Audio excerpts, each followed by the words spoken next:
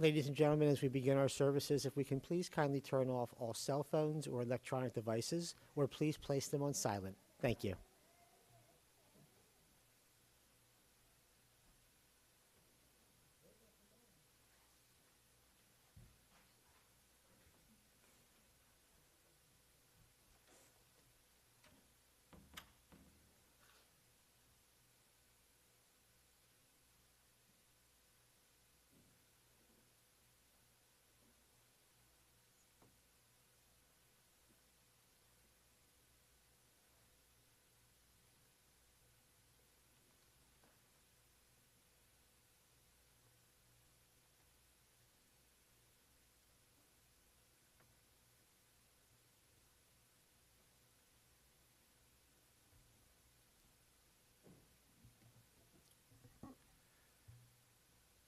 We gather here today to remember the life of Dr. Harris Colton, recognizing that he passed on Thanksgiving weekend.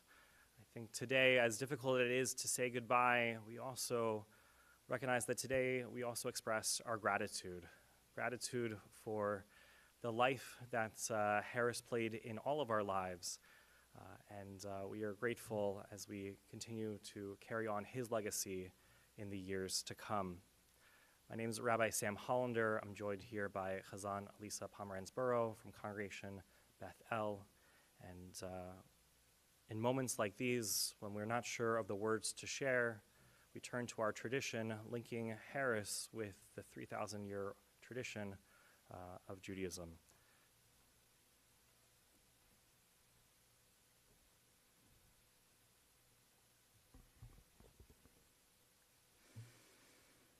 Mizmor LeDavid, Adonai Rohi Lo Echsar, Binoteshe Yarbitzeli, Halmei Menuchot Yanaleini, Nafshi Yeshover Yanecheini V'magle Tzedek Leman Shemo Gam Ki Elech Begetz Al Mavet Lo irara ki ata imati Shiftecha umishantecha Hema yenachamuni Tarach lefanai shulchan Neged zorerai Tishanta vashem roshi Kosi revaya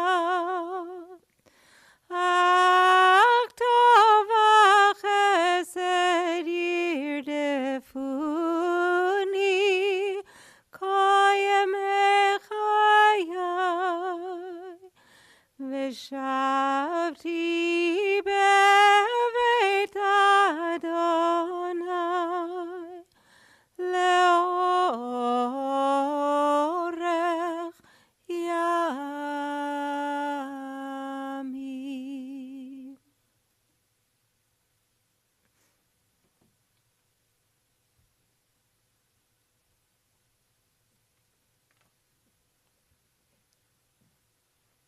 The 23rd Psalm, a Psalm of David. The Lord is my shepherd, I shall not want. He makes me to lie down in green pastures. He leads me beside the still waters. He restores my soul. He guides me in straight paths for his name's sake. Yea, though I walk through the valley of the shadow of death, I will fear no evil, for thou art with me. Thy rod and thy staff, they comfort me. Thou prepare a table before me in the presence of mine enemies. Thou hast anointed my head with oil, my cup runs over. Surely goodness and mercy shall follow me all the days of my life, and I shall dwell in the house of the Lord forever. To begin the sharing of memories, we'll turn to those who knew Harris best, his family, first beginning with Harrison's grandson, Eric.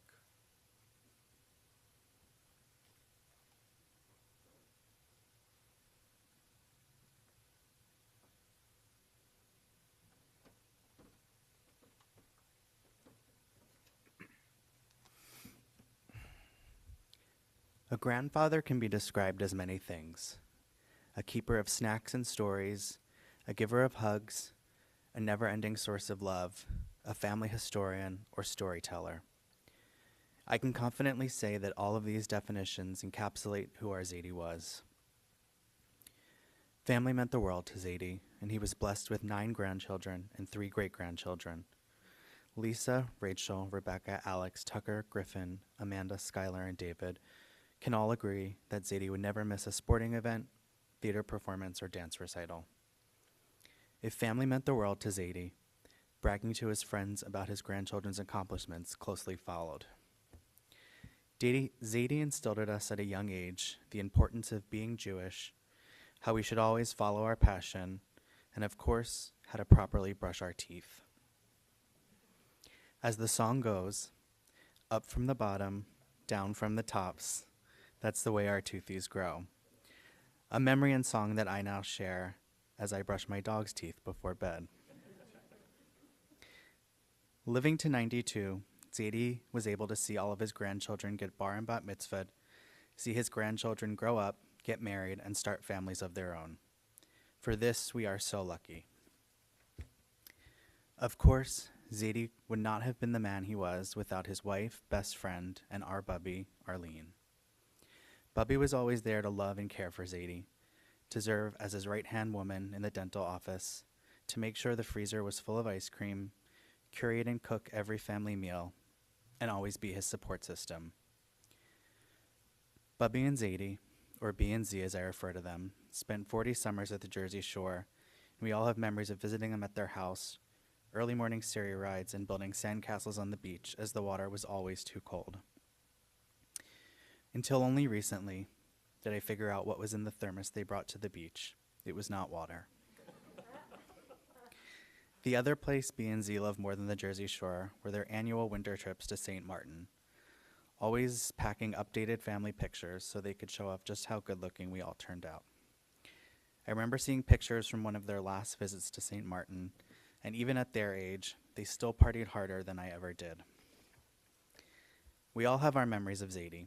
For me, it was always knowing I could count on him to cheer me on after a show, or how he had the best toy chest at his dentist office. In later years, we would bond over our love of politics and movies, and Jeff and I would always love to have meals with them when they traveled to DC for dental exams, always making an extra trip back to our house to visit their great-granddog. While I can no longer eat fish sticks, per the incident in Zadie's car, I will always cherish the family events we had, including our annual Colton Hanukkah party, where Aunt Susan always baked the best cookies. So the question remains, how do you sum up 92 years of a person's life? It was hard for me to compress it all into a few sentences. However, in writing this speech, I came across an email Zadie sent last Passover. In true Zadie fashion, he already did it for us. Zadie said, "I know that in my heart, I have always tried my best to be a good son, brother, husband, father, grandfather, dentist, and friend to all. I have lived by the golden rule and am proud of my life. I have tried to live my life by example and have had a wonderful life. I love all of you and hope that I have raised you by setting an example with my core values.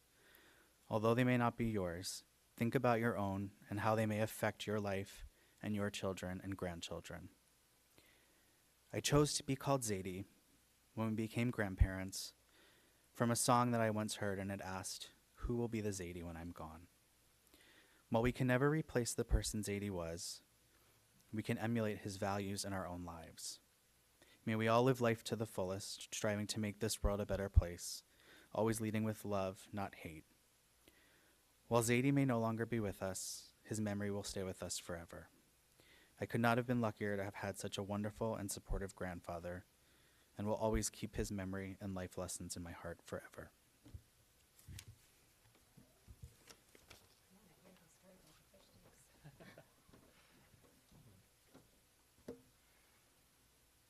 Thank you, Eric. We'll call upon Tucker, Griffin, and Skylar to come forward.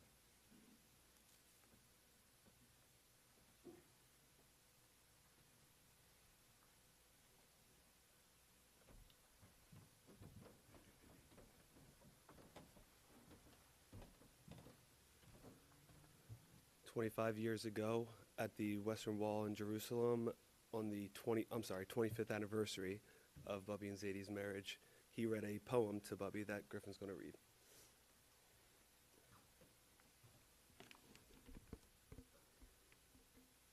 I'm not looking at you, Bubby, because you're going to make me cry. But how do I love thee? Let me count the ways. I love thee to the depth and breadth and height my soul can reach. When feeling out of sight for the ends of being an ideal grace. I love thee to the level of every day's most quiet need by sun and candlelight. I love thee freely as men strive for right. I love thee purely as they turn from praise. I love thee with the passion put to use in my old griefs and with my childhood's faith. I love thee with a love I seem to lose with my lost saints. I love thee with the breath, smiles, tears of all my life, and if God choose, I shall but love thee better after death. And I want to speak a few words on just what it meant to be a grandson of Zadie and how he really was the ideal grandpa. He was always there. He was supportive. He was consistent. He made us feel loved. He emphasized the importance of family, and he gave us everything we needed as grandkids to grow, see the path to grow, and eventually get to where he is one day, hopefully. There was never a birthday party or a holiday where he didn't make sure we felt the love. All of our sporting events, he was there. He made sure to show up, even if it meant he was there before the first pitch, 30 minutes. But he loved us all. He showed us that. Whether it was on our birthdays, he was the first FaceTime we would get in the morning, or whether it was at a holiday party, he would tell a story. He did write an autobiography for himself that he shared with the family, and I want to share a quote from that. "We are only on this earth for a finite amount of time, and we don't know what that is. Therefore, use your time to be productive, helpful, useful, and loving. We love you, Zadie."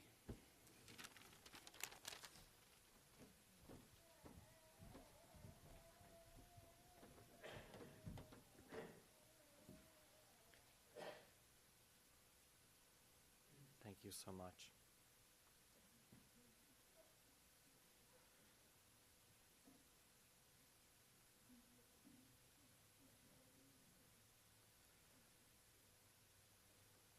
We're now going to have the opportunity to hear from Harris's children, each speaking individually. We'll go in birth order, starting with Janice.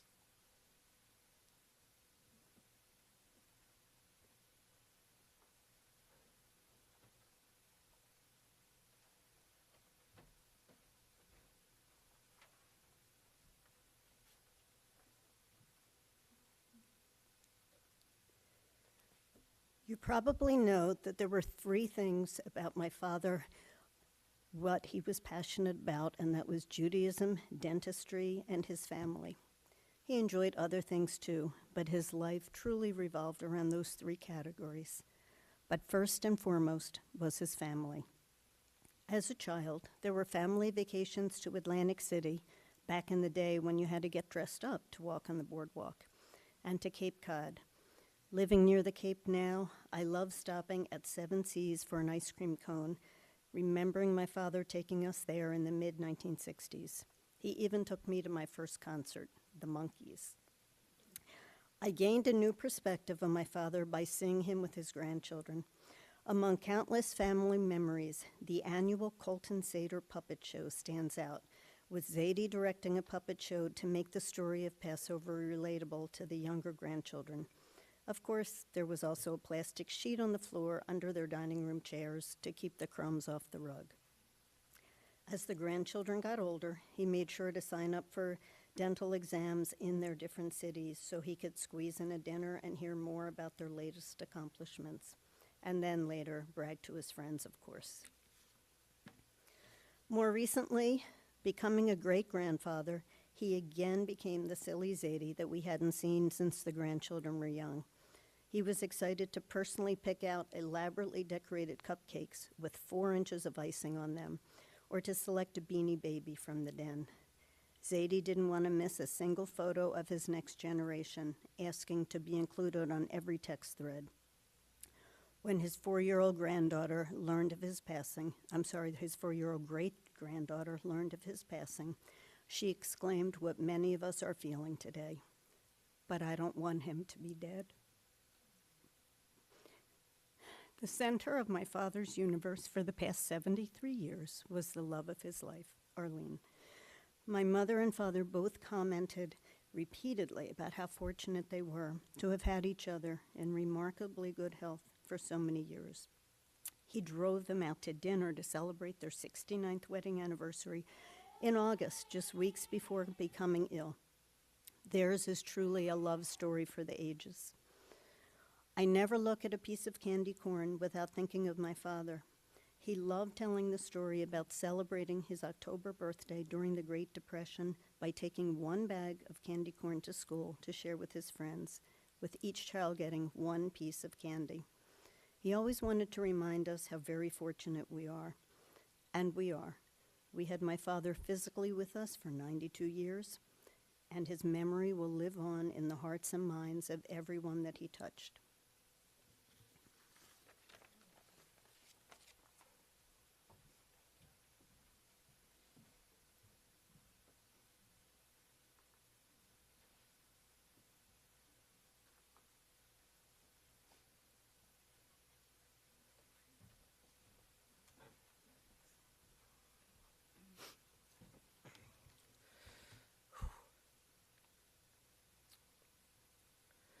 My father, Harris Colton, was a man of principles and beliefs.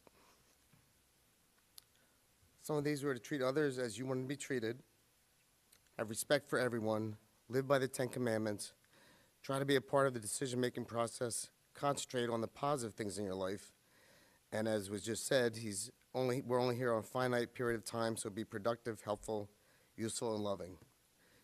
He once told me, "You'll never have this day again, so don't waste it." He taught me these principles at an early age. He gave me the strength that when I got involved in something that I strived to be involved as an officer or leader. It's easy to join a group, but it takes a lot more to be a leader. He loved his family, grandchildren, great-grandchildren, and of course ice cream. But most of all, his wife of 69 plus years, our mother Arlene. Everything he did was to make the world a better place for either directly or indirectly for his family and wife. Mom, he loved you so much. He'd do anything to make you happy and take care of you. 69 plus years of marriage is amazing. It won't happen very much anymore. Clearly, only true love and being best friends last that long. There are many happy memories I have of my dad. About a year ago, I decided to list many of them in a letter that I sent to my dad as well as a separate one to my mother. I thought so many people wait until this very moment at a funeral to say the things, but the person has passed and cannot share the moment with you. After he got the letter, we discussed these happy memories and we laughed and cried remembering them. For example, he was very involved in Kiwanis, and one day they were taking pictures on a billboard for some cause, and he took me with him to the photo shoot. And in those days, he smoked cigars. So like father, like son, I had a fake plastic cigar with me. When he went up for the picture, he asked me to hold his real cigar. So there I am with a fake cigar in my mouth and a real cigar in my hand. And it was a cold day, and if you remember, I was wearing one of those Russian hats that people used to wear. Photographers saw this sight, took a picture of me, and ended up in the newspaper. That wouldn't happen in today's society. He took me to many fun events. For example, we went to a soapbox derby in Fairmount Parks, and then out to lunch. What a day that was. Many basketball games, hockey games, and even the first baseball game at Veterans Stadium. Once at a 76ers game, when they played at the old convention center, we had front row seats, care of Uncle Jeff, We were both wearing our Russian hats again, and the next day in the picture in the Inquirer of the action on the basket had us in the picture wearing our hats. I don't know, something about those Russian hats, I guess. He taught me his love for music. I excelled and became a top percussionist drummer in New Jersey, and I remember him taking me to a big band concert in Atlantic City where Stan Kenton, Maynard Ferguson, and Buddy Rich performed with their bands, and then together. The concert lasted like 8 hours, getting home somewhere around 3 a.m. Mom was a little worried, but we had the best time. I'll never forget that night. Another time, we went to Bookbinders for lunch in Philadelphia, and when crossing the street, he told me we crossed like Philadelphians, weaving in and out of traffic. It was scary fun. I don't think Mommy would have been happy about that one. He told me to dress to impress. Even in school for class pictures, I had to wear a tie for pictures. I hated it, but I understood as I got older. He loved to get dressed up to go to dinner or meetings or the theater. I loved seeing Mom and Dad come downstairs when they're going out just to see what he was wearing. For that reason, I learned a great lesson, and to this day, I always get complimented on my clothes. He always complimented me and even started buying some of the same clothes I did. My appearance helped so much that my fiancée, Crystal, said the first time she saw me, I stood out because of how I was dressed. He taught me his love for cars, especially the old Thunderbirds. He taught me how to do maintenance and work on my car. He knew so much about cars, how they needed to be serviced. He even taught me how to buy a car. We'd go to dealerships together and pretend we were in the market for a car. And we'd test drive it and then sit down with the sales agent, and Dad would say, I'm not interested, and the guy would leave. And he'd look at me and say, now he's going to come back with another offer. And once again, he'd come in, and Dad would say no. And he'd leave, and Dad would look at me and say, now the manager's going to come in. Sure enough, manager walks in. Again, it's no, and then he'd say, now the GM will come in. And lo and behold, the GM came in. It was just pretty comical. But the past summer, I was buying a car for my son David, and I did the same thing with David, telling him step by step how the sale worked. After we left the dealership, David looked at me and said, how did you know what would happen? You were exactly right. I said, Zadie taught me. He loved going to the rabbi's dinner at Bethel, which was men only in those early days. He was the first person to bring his son to the dinner, and I was so proud walking in with him. So many men thought it was a great idea. They started bringing sons also, but we all know who did it first. It meant so much for him to carry the Torah and lead me around the synagogue at my bar mitzvah. He had spent a month in bed right before because he had pulled his back, but somehow he did it beaming with pride. Last story. He took Gerald, Larry, and I to the park one day on the Delaware River, and he was teaching us how to skip stones. I was starting to get the hang of it and started to do it. Everything was going great until Gerald hit me in the back of the head with a stone. He then said, let's go get ice cream. The only thing he loved as much as his family. There are so many great memories. I could go on for hours. He was an amazing man. He made me the man I am today. And I'm so grateful he taught me how to be a good husband, father, and man. He has given so much love and support to his family. He gave us morals, values, educations, family vacations, and so much more. I'll miss you so much. I love you so much. And I'll never forget what you did for me and the family. Thank you.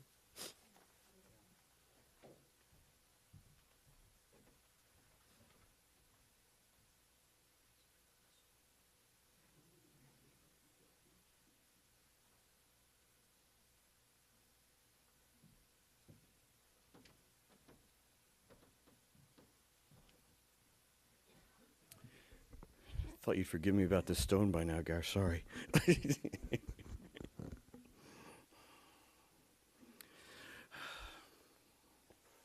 Man, thanks all for being here. It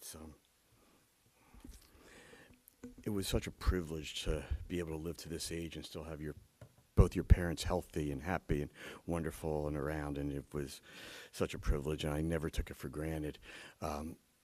I also couldn't really ever picture this day of saying goodbye to my father. And where do you start with a 92-year life like this? And I guess we start at the beginning. I won't go through the whole 92 years, but in West Philadelphia, born and raised. My father was a West Philly guy, and his family's here, and he really went to West Philly High School and didn't become the Fresh Prince, but he was a prince of men and prince of people, and certainly king of our family and of my mother's world with him. his life had so much symmetry. 92 is an interesting year. He was born right before the election of 1932, where Franklin Roosevelt was elected, and then died right after the election this year. And I think part of it had to do that he didn't want to see the new president take office. I used to joke with him during these last 3 months of illness, I'll know he's really in trouble if I come in and Fox News is on TV instead of CNN. And hopefully they have CNN up there for you, Dad. My sister touched on it, and these were so true. He had 3 passions of his life, 3. He had Judaism, dentistry, and my mother and family. And he was a complex man, but pretty simple in what really mattered to him and the way he lived his life. In 1970, we were living in Woodbury. The 4 of us were young. Janice a little older, about to be a bat mitzvah. But he moved the family, he and my mother, to Cherry Hill. And the main reason he moved were his fundamental principles of Judaism, because Woodbury was not a real Jewish community. We had a very small synagogue there, and education for the school systems of Cherry Hill, which served us all very well. And education was so important to him. As I look out over his family, over his children, his grandchildren, and now the great-grandchildren I know will follow in the footsteps. There's lawyers and doctors and engineers and retired successful actuaries and people in entertainment and in the financial world. And he just was so proud of everybody, their accomplishment, and always very much stressed the importance of education. And he was always just so proud. And they attended so many graduations. Even during COVID, they would watch them on stream, my parents. And whenever Pomp and Circumstance comes on, my mother always says, they're playing our song. And it's because they saw so many graduations of their loved ones. The other thing that took us to Cherry Hill and became such an important part of our life is Bethel. And you guys weren't there yet. You weren't even born yet, but it was maybe a little bit. But when we came to Cherry Hill, we went around and saw services at all the synagogues. So my Uncle Gene and Aunt Seal were members of Bethel. And once we walked in there was no question where he was going to be and where he remained for the next 54 years, including as a life trustee and a vice president. To my pearl, Richie Kaplan I see back there, because we used to carpool to Hebrew school together. But when we were young, and I never quite knew why he had such a passion for Jewish education.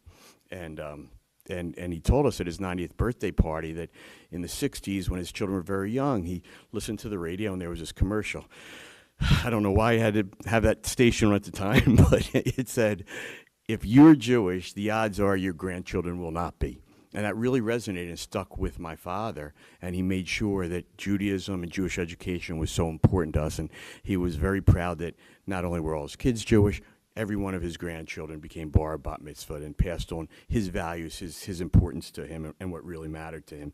And as I sit here, Rabbi in Chazan, and I see my mother sitting there first row. This is the view you have on high holiday services. My parents always in the front row, my mother and father next to each other. And during these past few months, that got difficult, but he lived such a healthy life and had no complaints about it. But one day I'm walking to Lionsgate where my mother was now too, they're both there, and I hear my mother singing this beautiful duet with another voice to L'Adour Vador. And I walk in, and they're streaming your service, and she's singing with you, L'Adour Vador. And I just thought so fitting, from generation to generation, as my father's life spanned the 92 years, from his grandparents, parents, to his wife, to his children, grandchildren, now great-grandchildren. 7 generations of a life in 92 years, and singing with you, Chazan, who means so much to them. And through her holiness and my parents' holiness, they were concerned more with your leg and how you were doing. And that's just the kind of person and people my parents are. I wrote a few notes down because I didn't want to lose track, and I also didn't want to be redundant.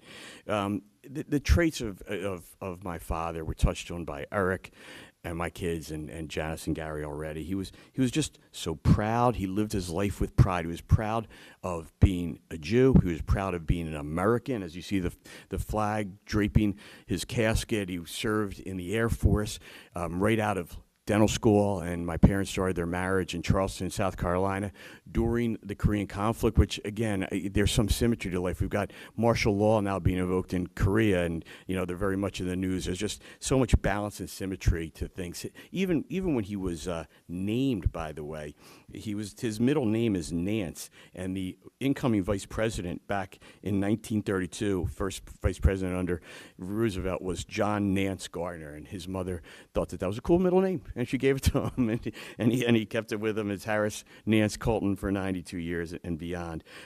We made so many friends in Cherry Hill, so many friends in Bethel.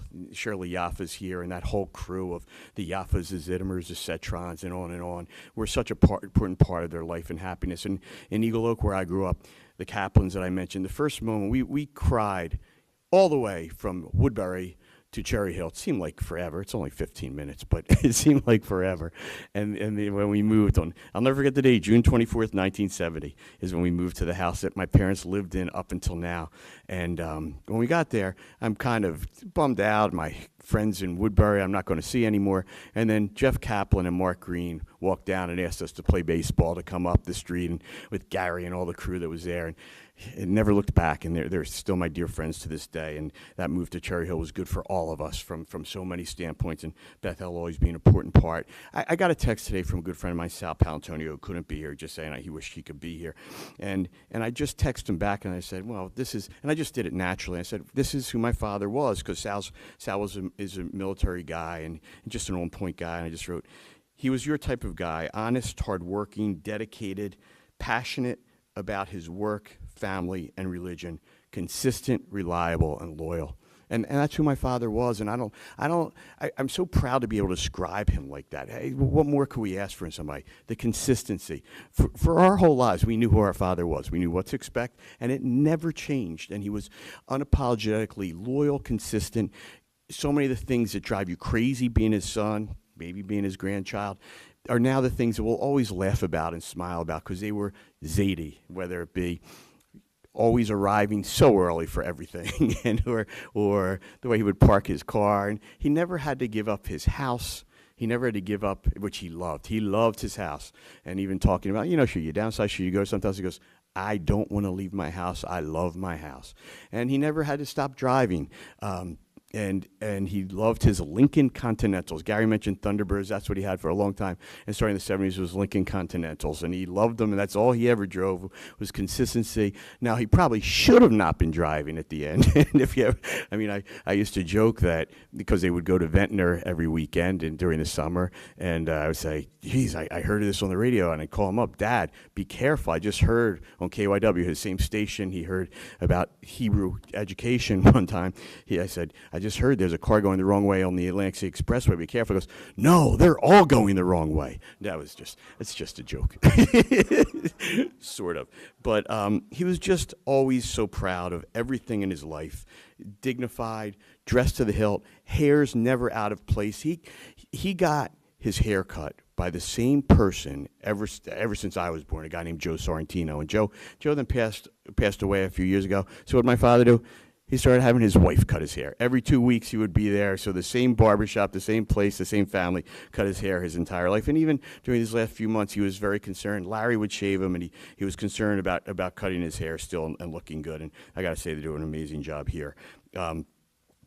The rabbi made a comment to me when we were talking about my father the other day, how good my father was with technology. Now, my brother Larry, who's a brilliant engineer, and his son Alex had to smirk at this a little bit, but truly for a 92-year-old guy, he was pretty good. And the rabbi shared with me in the Chazan today that he would always send them emails and comment on their services and the messages they deliver. And even when they couldn't get there, my parents would always watch those services, and it resonated with them. And during his illness, my Rabbi Mendy Mengel of Chabad wasn't able to be here for the service, but he stopped by before he had to take care of his 91-year-old father, who still leads his own congregation. And several years ago, Mendy got me to to wrap to fill in every morning, and it's made a difference in my life, and I'm so appreciative.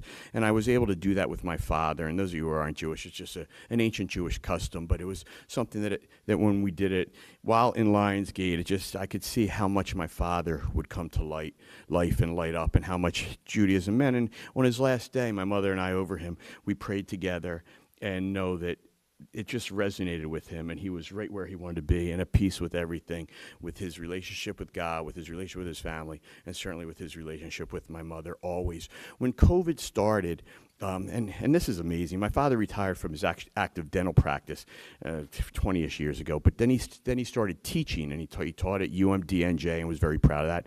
And he still worked for insurance companies, did exams, and when COVID it broke and started happening in March of 2020, he was still doing dental exams. He would go around to Temple Dental School, Penn Dental, a bunch of others, and he would give the exam for students when they were about to graduate and exit to become dentists. He was the final exam.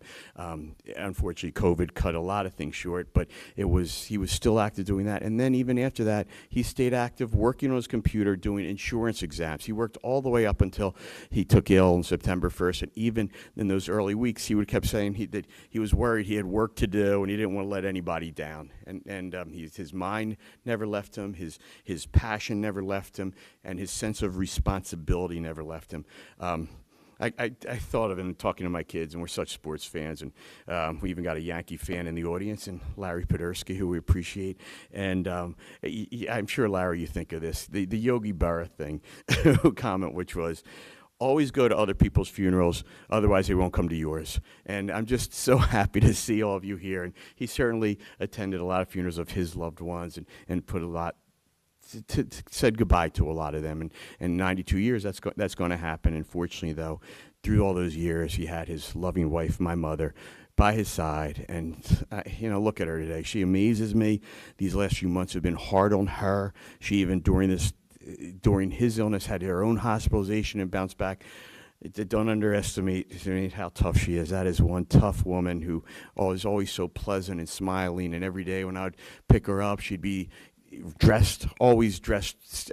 She's not just dressed well today. She does it every day. She did it every day during COVID when they would just sit in their house alone.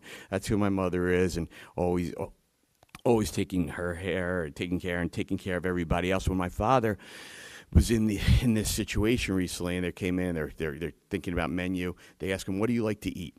And his response was, "Whatever Arlene cooks," and that's how he felt. And you cooked for him a lot, a lot of meals for him and the whole family. We've all always loved what you ate or what you cooked. And at the end of this all, my father's life is just a beautiful love story of someone born during the Depression who worked hard to get where he got, raised a family with consistent values that he instilled, has now grown to this. I mean, we came from a very small family. My cousin Suzanne is here, and I only had two cousins. My father had an older sister, my Aunt Doris, who passed away now, I guess, closing on like 8 years ago, and Suzanne had a younger brother, Stephen, and then we had our four siblings. My mother just had her younger brother, Jeff, who never got married, had kids. So we just had a very small family, and this has grown exponentially through my parents, and Suzanne, of course, you and your side have additions, and we've got second cousins and Ann here, and Kerry, and all the great people have come and support us through the years, and been part of my family's life. And one thing, we talked about my father being so proud of his grandchildren and children. He was so proud of all his friends too. He bragged about all of you, the ones who knew him. He was so happy for you, for your successes. Not an ounce of jealousy in my father, and he passed that on. I'm really proud of that. During his illness, by the way, there's another guy here who I have to look out, and if you ever, this should be his job. If you're in the hospital, he should visit you. That's Worrell Be Free. Worrell, who was my uncle's very, very dear friend, and if you remember, as a basketball player, just a superstar, but much more of a superstar as a person, an ambassador for the Sixers. And he and my uncle, we spent 40-plus years of friendship together. And Worrell was with my uncle all through his illness, and then he came to visit my father at Lionsgate. And when he walked in, you had to see my father brighten up and point, and it just was a great moment, and it really gave him so encouragement. And those kind of things, you just can't measure how much those things mean and the happiness it gives. So many people in here have been so supportive of me, called me all through this to express their love and support of my family, my father and my mother. And mostly I just want to end with this, which is I've always felt so fortunate and proud to be the son of Harris Colton. He never let me down as to who he was and what he was. It's not like, look, things aren't perfect between father and son, and it's not that we didn't have our disagreements. As a matter of fact, sometimes, in raising kids, I want to do some things differently, and then I'll say something, and I'll hear his voice coming out of my mouth. I'm like, how is this happening? And he's always going to be with us. I saw a movie a long time ago. I was in law school with my friend Billy Nugent, and one of those late night movies they used to have on ABC. And there was a movie called I Never Sang for My Father, and it starred Gene Hackman and Douglas Fairbanks about a father-son's relationship that were about the age of my father and I now, a drop younger. And it closes with a line that stayed with me. Death ends a life, but it does not end a relationship. And we can all sit here now, and Zadie will be with us. And Zadie, for those of you who don't know, means grandfather in Hebrew. And he was Zadie for almost the last 4 decades of his life, and it just fit him so well. My mother's Bubby, which is grandmother, he was Zadie, and it fit him. Of all the titles he had, dentist, officer, I guess he was captain in the Air Force, and he loved being doctor, loved being doctor. But of all the things he had, Zadie was the number one. And I knew in my own heart when I saw that a long time ago to hold that with me, that death ends a life, but it does not end a relationship. And I'm so happy that my relationship with my father, I was able to always communicate with him and let him know where things stood. And when he passes, he will stay with us, but that I feel so happy about the life he lived, the relationship we had, and most of all, the relationship that he had with my mother. It's pretty incredible to see parents live the way they live together, be a unit. I mean, not only were they married this long, my mother ran his office also, so they were together about 25 hours a day. It was nonstop, and they never missed a beat, and they were just joined at the hip, and they were just such a great, great team, and we should all be so lucky. So thank you all for being here. Dad, you look at what your mission was and you lived your life. I don't think you could have scripted it any better. I know you were very happy. You felt very content and very at peace, and also very secure in your relationship with God above. We will miss you, but we're going to talk about you. And now all the stories are going to be really, really funny. So thank you all for being here. Mom, love you forever, and we're all here for you and to support you. And Dad, job well done, life well lived.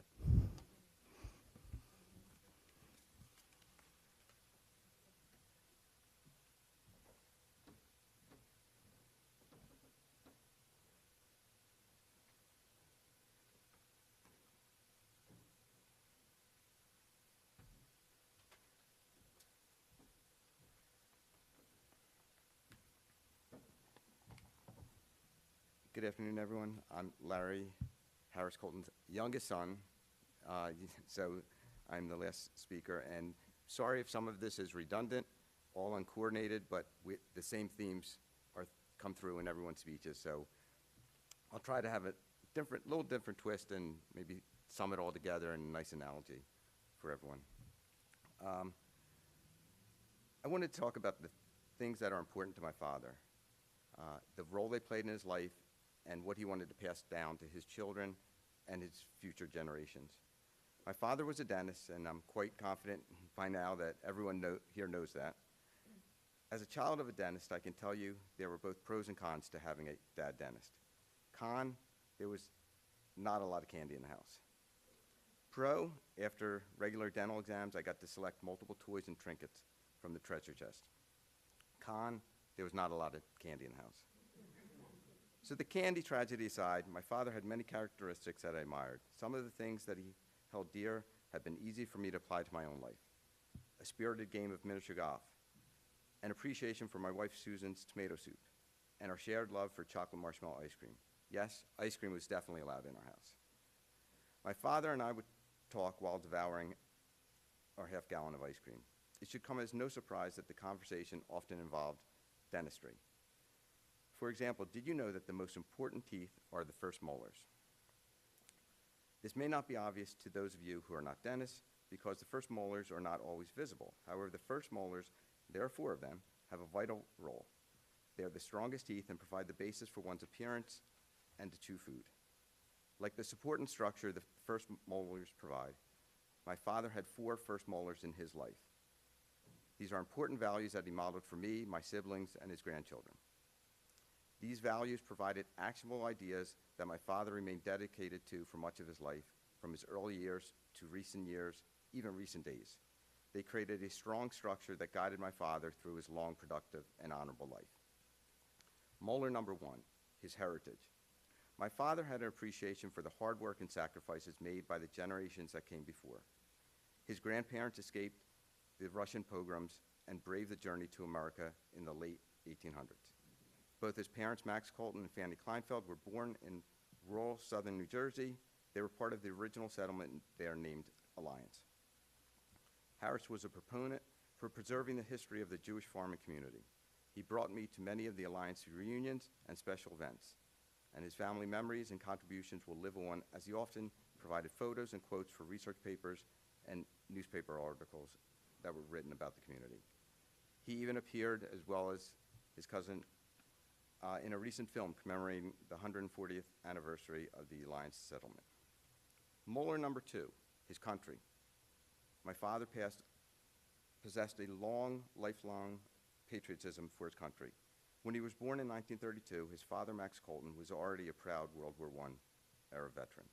Years later, when the U.S. entered World War II, Max became an air raid warden with the Civil Defense, and together he and young Harris, who was about 10 years old at the time, would patrol the neighborhoods at night, making sure that the residents were safe and following air raid protocols. Harris spent many nights checking in dark sky over Philadelphia for any glimpse of enemy German planes. Years later, my dad would enlist in the military. He served as a captain in the United States Air Force. He was always proud of his country.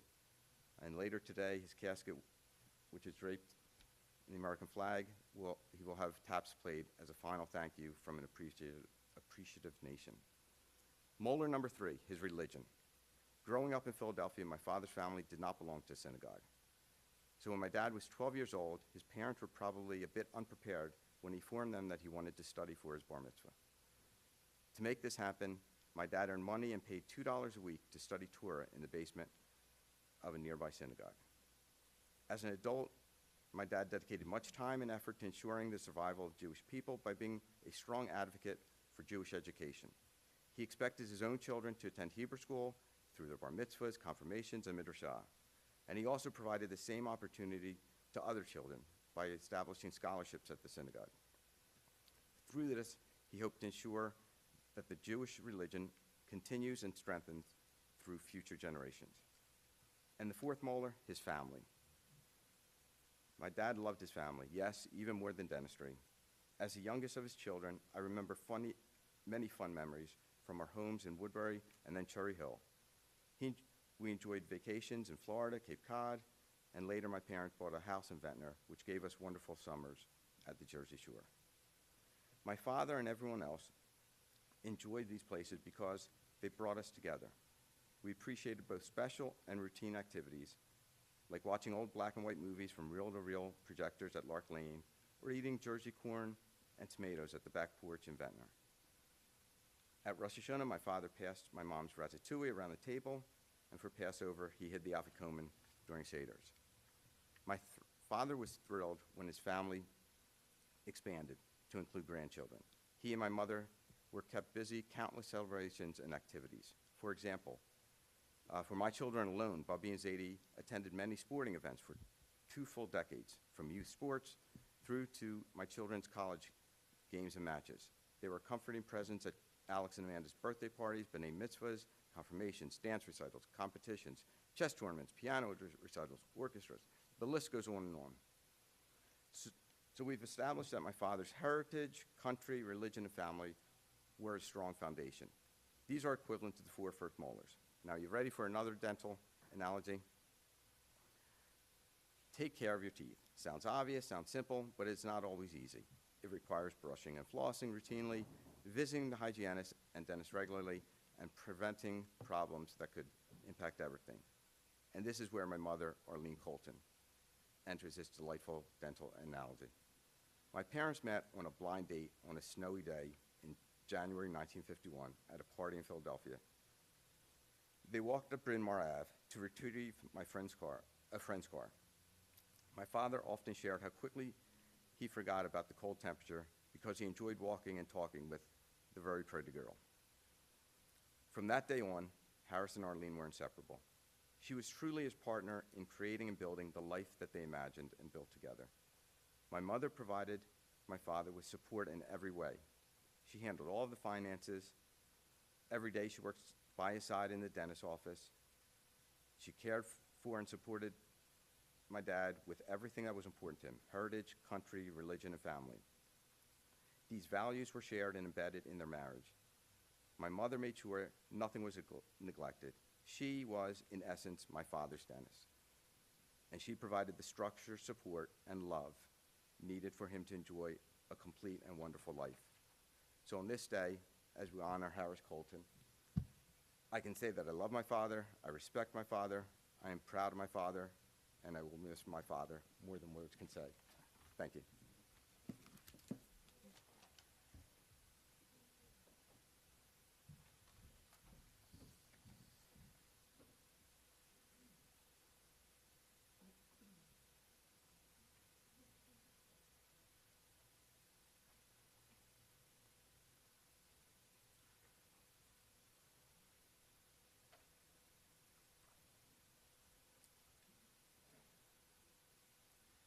Thank you to Larry, to Gerald, Gary, and Janice for those words.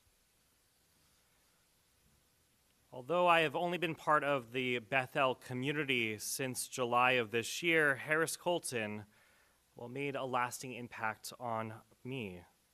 When I first met Harris and Arlene this summer, he said, "I realize that you're meeting many new people, but to help you, we are Harris and Arlene Colton, AKA the good-looking old couple." It was a quite memorable introduction, and a few days later, Harris and I were emailing, as already noted, about technology and his many emails.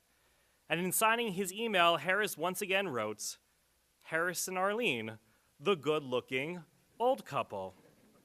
Yet in my response to Harris, I decided to remove the word old and simply write to the good-looking couple.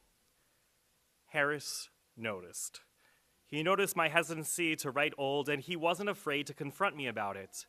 He responded, "Rabbi, it's perfectly all right to include the word old and good-looking old couple. On August 14th, we will celebrate our 69th wedding anniversary." From this and several other interactions and emails, I learned so much from Harris. Yes, he was a good-looking guy, always stylish and fashionable. Harris made sure that he was shaven and always had that haircut. He was a dignified person, very proper, and also very proud of who he was. While some may shy away from their age, Harris was proud of his age and his many accomplishments in life. He was consistent and reliable. There was no doubt about what he stood for. And while he could tackle complexities, he led his life with a simple focus on what mattered to him. If there is one word I can use to describe Harris, it would be dedicated. Already noted, he was dedicated to dentistry and his profession, dedicated to Judaism and education, and dedicated to Arlene, his beloved wife of 69 years, and his family. Born on October 19th, 1932, Harris was the second child born to his loving parents, Max and Fanny Colton. Growing up in West Philadelphia, as already noted by Gary about his love for music, he learned how to play clarinet and tenor sax, which he continued playing in college as part of the Temple University marching band. But it was the advice of his older sister, Doris, who suggested that he study dentistry because he was good with his hands. And at Temple University, not only did he receive his degree from the School of Dentistry in 6 years, graduating at the age of 22, but it was on that blind date, on that snowy evening that was already mentioned, that Harris met his beloved Arlene, a 16-year-old freshman at Temple University, a night that you will never forget, as he said he had never met a woman like you before. Upon graduation in 1955, Harris and Arlene were married, spending their first 2 years of marriage in Charleston, South Carolina, as Harris volunteered to serve as a captain in the Air Force. Harris was proud of his dedication to serve our country. And upon completing his service, Harris and Arlene and baby Janice moved back to Philadelphia and established their home in Woodbury, New Jersey, where Harris opened his dental practice and worked there for 46 years. There is so much to say about his dedication to his profession, as Harris served as past president of the Southern Dental Society and the New Jersey Dental Association. He served and chaired on councils of the American Dental Association, was awarded several national and international fellowships. Harris was dedicated to dentistry, never truly retiring, teaching for 10 years at UMDMJ and serving as an examiner for graduating dental students until the start of the pandemic. And even while he was still reviewing x-rays at home professionally, just until a few weeks ago. Yet, on his off days, instead of taking up a hobby, he dedicated himself to his other passions in life, spending time with his beloved Arlene and with his family. Arlene, you and Harris were the perfect team. Together you raised 4 children, and you've been blessed with grandchildren and great-grandchildren. Zadie loved his grandchildren and his great-grandchildren, going to those sporting games, to theater, to dance, and so many others.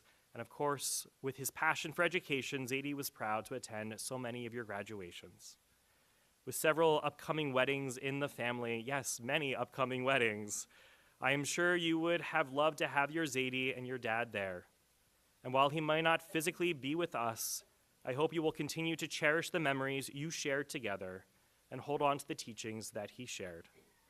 When celebrating his 69th wedding anniversary in August, I asked Harris what was the secret to such a successful and long marriage. He said, I quote, "To answer your question on longevity, more seriously, we did everything together and made all decisions together. Of course, there is the old expression to never go to bed angry, but basically, it is mutual respect and making the most important person the other spouse. It worked for us." And then a few days later, he followed up with a few more pieces of advice on a successful marriage, saying, "We have a joint bank account and the same email address. This would not be practical for everyone, but it has worked for us." While Harris did not grow up in an observant Jewish home with his bar mitzvah as well as a father, he felt it an important value to model for his family a connection to Jewish community and education. And while living in Woodbury, Harris became highly involved in Beth Israel, their synagogue there, and when they moved to Cherry Hill, as Gerald already noted, a decision that was made on the basis of education and Jewish community, Harris became a leader at Bethel, serving as vice president of the congregation, the chair of the religious school during a period when there were 900 students in the school, chair of Midrashah, and president of the Bureau of Jewish Education of South Jersey. With such a resume and dedication to the community, it should be no surprise that Harris was honored with the title Life Trustee at Congregation Bethel. It is fitting today, during the Hebrew month of Kislev, when we celebrate the holiday of Hanukkah, that we remember Harris for his dedication to his profession, to his family, and to Jewish education. Hanukkah means dedication, as after the Maccabees fought for religious freedom, they needed to rededicate the temple. But the word Hanukkah also is related to the word chinuch, meaning education. On Hanukkah, we celebrate not just the rededication of a physical building, rather we celebrate a dedication to education, as it is through education the legacy of the Jewish people and all people continue. The late Rabbi Jonathan Sachs wrote, "Moses realized that a people achieves immortality not by building temples or mausoleums, but by engraving their values on the hearts of their children, and they on theirs, and so on until the end of time. Harris leaves for us a powerful legacy through his dedication to his profession, to his family, and to Jewish education. Just last night, I was teaching with a group of high school students at the Beth El Junior College, and I shared with these students that they are part of the legacy of Dr. Harris Colton. For Harris's 50th birthday, Arlene, you organized a surprise party for Harris. And in lieu of gifts, Arlene asked friends to make a contribution to a fund that she established in honor of Harris. And since then, the Dr. Harris and Arlene Colton Beth El Junior College Scholarship Fund has supported students to continue their Jewish education past confirmation. Although Harris is no longer physically with us, his legacy will continue on for generations to come. May we all continue to live our lives, carrying on the teachings and the memories of Harris Colton, Zvi Hirsch ben Mordechai, Yehi Zichro Baruch. May his memory endure for a blessing, and let us say, Amen.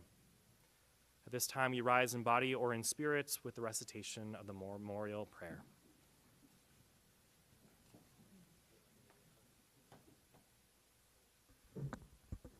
She can sit. She can sit.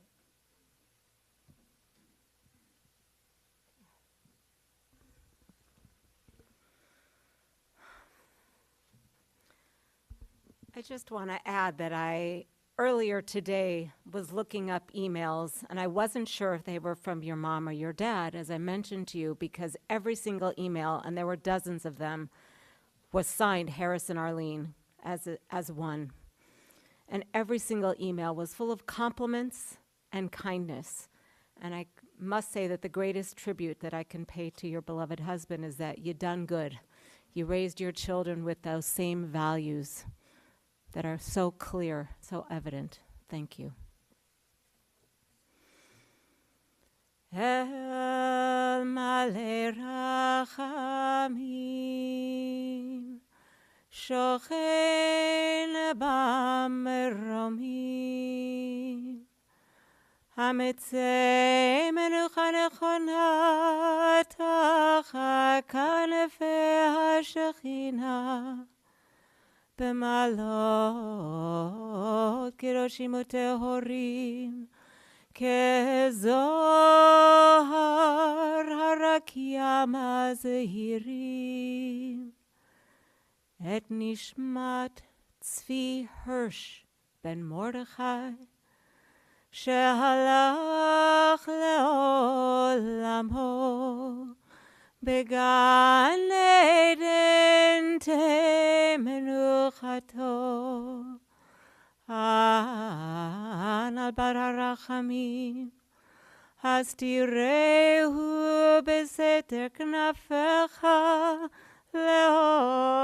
לעולמים, וצרור בצרור החיים את נשמתו, אדוני הוא נחלתו, וינוח בשלום המשכבו, ונאמר אמן.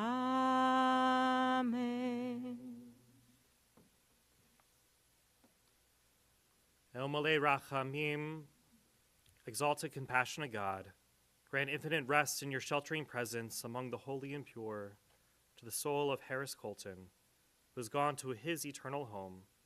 Merciful One, we ask that our loved one find perfect peace in your eternal embrace. May his soul be bound up in the bound of life. May he rest in peace. And let us say, Amen. You may be seated. Following our service, interments will follow at Crescent Memorial Park in Pennsauken, New Jersey. Shiva will be held at Lionsgate at 1100 Laurel Oak Road in Voorhees, as the family will be gathering today in the Assisted Living Library, with visitation beginning following interment until 8 p.m. this evening, with a service at 6 p.m. And tomorrow, Friday, December 6th, the family will gather in the private dining room in skilled nursing, with visitation from 12 to 5 p.m.